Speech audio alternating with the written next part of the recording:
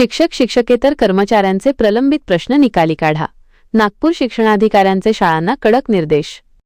नागपूर जिल्ह्यातील खासगी अनुदानित माध्यमिक शाळांमधील शिक्षक आणि शिक्षकेतर कर्मचाऱ्यांचे अनेक वर्षांपासून प्रलंबित असलेले प्रश्न तातडीने निकाली काढण्याचे निर्देश नागपूर जिल्हा परिषदेचे माध्यमिक शिक्षणाधिकारी अनिल दहिफळे यांनी दिले आहेत. या प्रक्रियेत कसूर करणाऱ्या शाळांचे एप्रिल महिन्याचे वेतन देयक स्वीकारले जाणार नाही असा इशाराही त्यांनी दिला आहे. नुकतीच प्रहार शिक्षक संघटना आणि शिक्षण विभाग यांच्यात प्रलंबित प्रश्नांबाबत सहविचार सभा पार पडली. या सभेत झालेल्या चर्चेनुसार शिक्षणाधिकाऱ्यांनी शाळा व्यवस्थापन आणि मुख्याध्यापकांसाठी 7 कलमी मार्गदर्शक सूचना जारी केल्या आहेत. या मुख्य बाबींवर राहणारं लक्ष: पदोन्नतीचे प्रस्ताव, वरिष्ठ श्रेणी, निवड श्रेणी आणि कालबद्ध पदोन्नतीसाठी पात्र असलेल्या कर्मचाऱ्यांचे प्रस्ताव विहित मुदतीत सादर करावेत.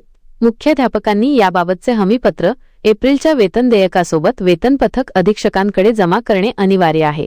दुय्यम सेवा पुस्तिका: सर्व कार्यरत कर्मचाऱ्यांना त्यांची दुय्यम सेवा पुस्तिका उपलब्ध करून देण्यात यावी. सेवानिवृत्ती प्रकरणे: कर्मचाऱ्यांच्या निवृत्तीच्या 6 महिने आधीच त्यांची प्रकरणे शासन निर्णयाप्रमाणे सादर करणे आवश्यक आहे.